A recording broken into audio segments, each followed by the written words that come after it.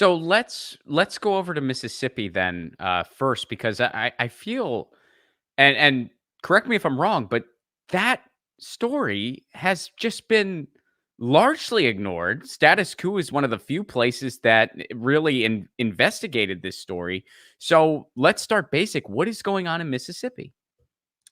Well, according to the state, the problem is solved. I know not to really get my news from the state government and declarations they make, but essentially, obviously, there was a lot of attention on Texas because of the unusually cold weather in Texas, which froze water pipes. Well, the same thing happened in Mississippi. Only difference, Texas got a lot of attention. What's the difference between Texas and Mississippi? Well, Jackson, Mississippi is 80% black. It's actually, I believe, across the country, in terms of population, the largest population of black people is Jackson, Mississippi. Texas, obviously not a majority black state. So there was all this attention, nightly news, even the national news on Texas, which it should have been, not as much on Jackson, but essentially the water infrastructure, so the pipes, the plant where the water comes in, was already before this extreme weather not up to standard because we haven't invested in infrastructure in 50, 60, 70 years all over the country. But take that and times it by 20, because in Jackson, Mississippi, I've seen this covering stuff down in the South. The mostly white state legislature basically gives cities like Jackson the middle finger in terms of investment because Jackson is, again, majority black. So the pipes froze in the more immediate recent weeks. The pipes froze. The area at the water plant where water comes in, the treatment plant to add the chemicals in to make it safe, they too froze. So essentially, you had people in Jackson that could not flush the toilet, could not wash their hands. Either water wasn't coming out or water was barely coming out. The pressure was affected. And it's not just Jackson that's got the minimum attention that was gotten was to Jackson, but the rural areas in Mississippi, which already have water problems, they are still suffering, even though Jackson has been declared solved. And I've talked to people in Jackson who said even before this immediate freezing of the pipes, which, stopped water from being distributed, even before that, the water quality in places like Jackson have been piss poor because, again, you have water traveling through pipes that in some parts of Jackson are 100 years old. Let me repeat, 100 years old. Wow. So there's corrosion, whether it be lead or other heavy metals, bacteria, basically going into your water. And it's not just Jackson, it's all over the country. Newark, which again, barely got attention in New Jersey. Some of their pipes in that city were built at the end of the 1800s and not replaced. So this is a major crisis. Kudos to the vice president for kind of saying something about it now, but it's very much the case of whatever they say, a day late, a dollar short. If Biden and Harris gut the whole infrastructure, replace every lead service line, the service lines, and make replacements to people's damaged interior plumbing, then I'd be happy to credit them, but I'm not holding my breath. Well, what is there things in the infrastructure that address that specifically? I mean, I know right now we're just kind of dealing with a kind of vague fact sheet, but do they plan on addressing that specifically? And furthermore, do you have any hope that the resources given would be anywhere close to enough? As I think overall, the kind of nuts and bolts summary of this entire infrastructure package is not enough, not enough. We need at least 10 trillion, at least, and you're calling for 2.5. It kept going down and down and down and down and down and down and down, and we're at 2.5. So, I mean, do you think there'll be any type of that infrastructure? Well, I think because we don't really have a journalism industry in this country, that a lot of people are misinformed that lead is the main problem with water. And it's obviously a major problem. I mean, if you drink lead as a kid, you're permanently damaged. And adults, if you drink lead in your water, I know adults that I've known in Flint. I met them maybe in their mid 30s with 6 years later. they have health problems of an 80-year-old. So it's not just children. Adults are suffering too because of the lead contamination in Flint. But there's other water problems other than lead, and that just changing the pipes are not going to completely wipe out the water problems. For example, this country, which the EPA is supposedly there to regulate companies and water bodies, the EPA is allowing big corporations to dump their waste in your water bodies that stream you water, basically since the Industrial Revolution of the early 20th century, from General Motors in Flint, DuPont, Dow Chemical, I mean, you name it, factories, whether steel, auto, paint, all of the industrial manufacturing have basically, in many, many cases, been dumping their waste into lakes, rivers, streams that flow ultimately to your drinking water source.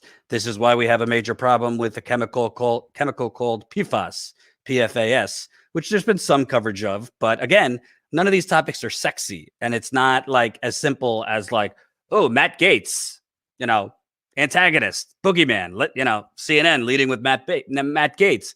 Serious topic, obviously, what's going on with Gates, but water has never been a sexy topic, and that's why the news doesn't cover it. I mean, in Flint, for God's sakes, they went for a week or two and then left, and I've been left to basically be the only one still covering it. So it's not just lead, and their plan, from what I could tell, does nothing about industrial waste, actually cleaning up polluted water bodies all over this country. I mean, we haven't even gotten to the bacterial issues in water because the pipes need changing, but water plants are badly outdated in this country, from Flint to many other places. So I think people would have a false sense of security, Ron, that if we just change all the lead service lines, the water will be, A-okay. And that's not the case. And by the way, I don't want to hear about their virtue on water until they do something about Nestle and these other companies stealing our water. No kid. I mean, that there's plans out there to like just completely privatize everything and just give it away to Nestle, specifically here in California.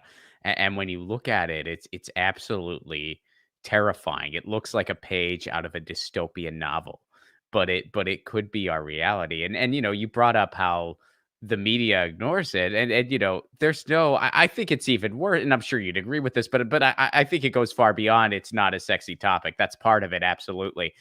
But I think another part of it is it's not a coincidence where you hear them ignore stuff like Flint, you hear them ignore all of the issues with water we have going on in this country, and then it cuts to commercial, and you hear every third commercial is for oil and gas companies. That's not a coincidence. They're not trying to get the word out. Everybody knows if I don't put gasoline in my car, it doesn't go vroom. People don't need commercials for that. They're doing that to buy favorable coverage. Same thing the weapons manufacturers do. No one's in the market for a new tank. We're not looking for that, but they're buying favorable coverage. By the way, I just want to point out, and by the way, it's not just Democrats. Republicans don't give a shit either. Of course. Part of the problem with our political system is the psychology. Like, look at how they're framing it. They're like, oh, this is this as part of our infrastructure. This would be an add-on. Well, last time I checked, I don't want to upset the Sunrise Movement or any of these climate people. The top priority in life needs to be water, because that's the number one thing you need to live. I mean, obviously the planet, it's not a competition. We need to save the planet too. But if you don't have clean water, you don't have anything. So to me, the fact that this is kind of like an add-on into the infrastructure bill rather than them, the Democrats and all of Washington, treating this as an urgent crisis, just show you how out of touch and clueless they are. And the reason that is because they're drinking safe water. Trust me. Congress is mostly millionaires, some billionaires. They're drinking very, very nice, clean water in their whatever wealthy neighborhoods they live in. Pelosi, McConnell, all of them. They don't have to worry about it. So just the framing should show you they don't get it, because this should be point one in the infrastructure bill, and the most money should be spent on it. And frankly, obviously we don't expect this from Biden, but they should be in Flint. They should be in East Chicago. They should be in Milwaukee, talking to people that have literally gotten sick from the water. And they're not doing that. So the fact that this is kind of like they're framing it as like just part of the bill rather than like this should be a standalone and this is like urgent, immediate crisis. It just shows you that, these people are extremely out of touch. And unfortunately, it really, and most people are out of touch, even good people that live on the East Coast or West Coast, because they're not in Flint. They're not in these communities, in people's homes like I've been. I've smelled the water in these communities. I've seen discolored water in these communities. Anecdotally, I've tasted it in Flint and other places. I don't want my wife to get upset, just small sips. And it's terrible. So this is an urgent crisis, just like I think increasing the minimum wage should be treated as an urgent crisis. But it's not really being framed that way. It's just being framed as this would be an added bonus into the bill. But we've already seen Biden moonwalk away from major things in bills. So maybe I'm just very jaded from years of being out there and seeing the rot of the political system. But I don't have a lot of hope. I really don't have that much hope that they're going to fully fix the problem. Lead service lines, great. But again, that doesn't clean all of our polluted waterways. It doesn't give health care to the people of Flint and elsewhere that have high cancer rates, liver disease, kidney disease, fertility problems from their water. So they're not talking about any of those things.